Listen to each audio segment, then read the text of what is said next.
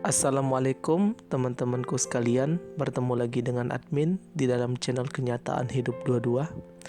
Di sini admin ada sedikit cerita yang mungkin saja bisa kita ambil sebuah perenungan dan sebuah pembelajaran.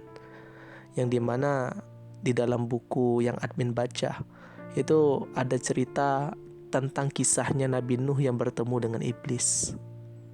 Di situ diceritakan pada suatu hari Nabi Nuh ketika membuat kapal. Setelah Nabi Nuh membuat kapal, disuruhlah seluruh orang-orang yang beriman untuk masuk ke dalam kapal Nabi Nuh.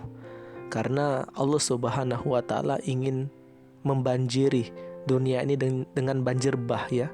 Kalau di dalam kitab Kejadian ya, kalau banjir besar di zamannya Nabi Nuh disebutkan dalam kitabnya orang-orang Kristen itu disebut banjir bah. Yang dimana banjir itu membanjiri seluruh dunia. Makanya Nabi Nuh disuruh membuat kapal untuk menyelamatkan orang-orang beriman. Ketika itu Nabi Nuh melihat orang tua yang tidak pernah ia lihat selama ini. Yang dimana orang tua itu adalah orang yang tidak pernah Nabi Nuh kenal sebelumnya. Lalu Nabi Nuh bertanya kepada orang tua ini, "Siapa engkau?" Lalu orang tua ini menjawab, "Sesungguhnya aku adalah orang yang mencuri hati seluruh anak keturunan Adam, dan aku bisa memberikan hati mereka kepada engkau."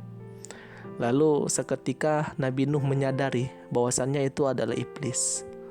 Seketika itu Nabi Nuh ingin mengusir iblis tersebut.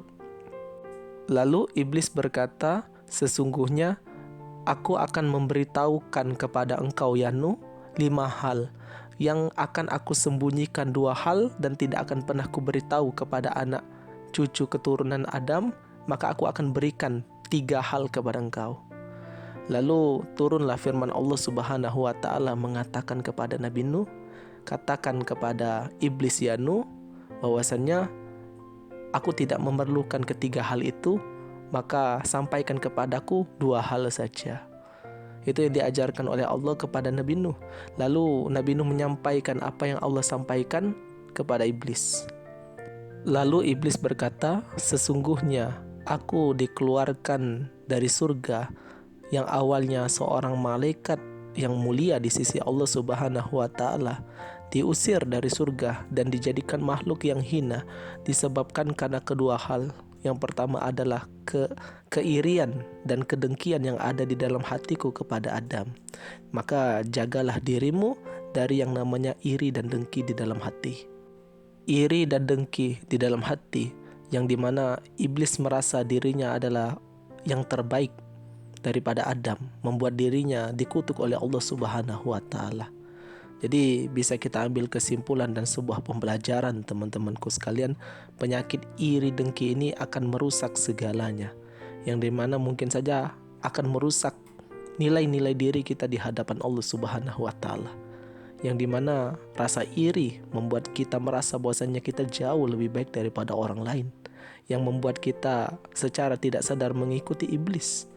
Dan penyakit ini teman-temanku sekalian adalah penyakit yang sangat berbahaya sekali, merusak nilai kita di hadapan Allah. Setelah itu merusak apa yang amal-amal yang kita lakukan, maka itu tidak akan pernah sia-sia, karena kita merasa bahwasannya kita baik dan apa yang kita lakukan benar. Makanya kita harus menjaga hati kita dari yang namanya iri dengki ini teman-temanku sekalian. Biasanya iri dengki ini dilahirkan dari tidak bisa menerima ketetapan dan ketentuan Allah Subhanahu wa Ta'ala, yang dimana mungkin ada seseorang yang dia berpikir bahwasannya orang ini kok bisa kaya ya, padahal dia cuman kerja begini dan itu. Makanya terkadang kan lahir iri dengki di dalam hati. Harusnya sih secara logika begini. Itulah terkadang lahir yang namanya kedengkian di dalam hati. Ketika kita melihat orang lain Allah berikan anugerah yang mungkin saja anugerah tersebut tidak kita miliki, mungkin saja secara ekonomi, secara ilmu, makanya terkadang lahirlah kedengkian di dalam hati. Makanya kita harus menyadari bahwasannya orang diberikan anugerah oleh Allah Subhanahu wa Ta'ala mungkin saja Itu disebabkan karena memang Allah mencintainya, karena Allah menginginkan hal tersebut, dan kita sebagai manusia menerima hal tersebut. Kita tidak perlu iri, dengki kepada orang lain. Makanya jika kita ingin hati kita hilang iri dan dengki ini, cobalah untuk tidak membandingkan kehidupan kita dengan orang lain. Terkadang ini juga melahirkan bibit-bibit kedengkian. Ketika kita berusaha membandingkan hidup kita kepada orang lain, mungkin saja orang lain misalkan si A dan si B sama-sama jualan, tapi si B diberikan keuntungan yang banyak, dan kita yang si A ini mungkin saja berpikir kok bisa si B ini begini-begini. Terkadang akan lahir yang namanya kedengkian dari sini terkadang. Makanya guru saya tuh pernah mengajarkan untuk kita senantiasa berdoa kepada Allah Subhanahu wa Ta'ala, ya Allah, berikanlah hatiku ini kecintaan kepada Engkau, cinta kepada Nabi, cinta kepada seluruh makhlukmu. Jadi ketika kita melihat orang lain yang mungkin saja lebih sukses dan lebih baik dari kita akan mencintainya, bukan iri, bukan pula dengki, bukan juga menjatuhkan mereka. Makanya ketika kita sholat, ada minta kepada Allah Subhanahu wa Ta'ala, ya Allah, berikanlah hatiku ini kecintaan kepada sesama, ya Allah, dan tutup aib-aib saudaraku dari mataku, ya Allah.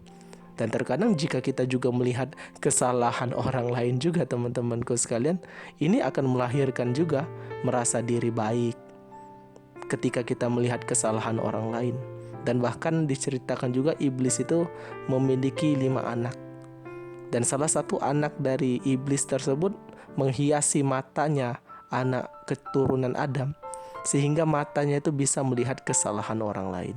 Makanya kita minta juga kepada Allah Subhanahu wa Ta'ala, ya Allah, tutup aib saudara-saudaraku, ya Allah, bukalah aibku di mataku sendiri supaya aku bisa memperbaiki diri, dan jauhkanlah hatiku dari yang namanya kedengkian kepada sesama. Mungkin sekian penjelasan admin pada video kali ini. Semoga bermanfaat. Lebih dan kurang admin mohon maaf.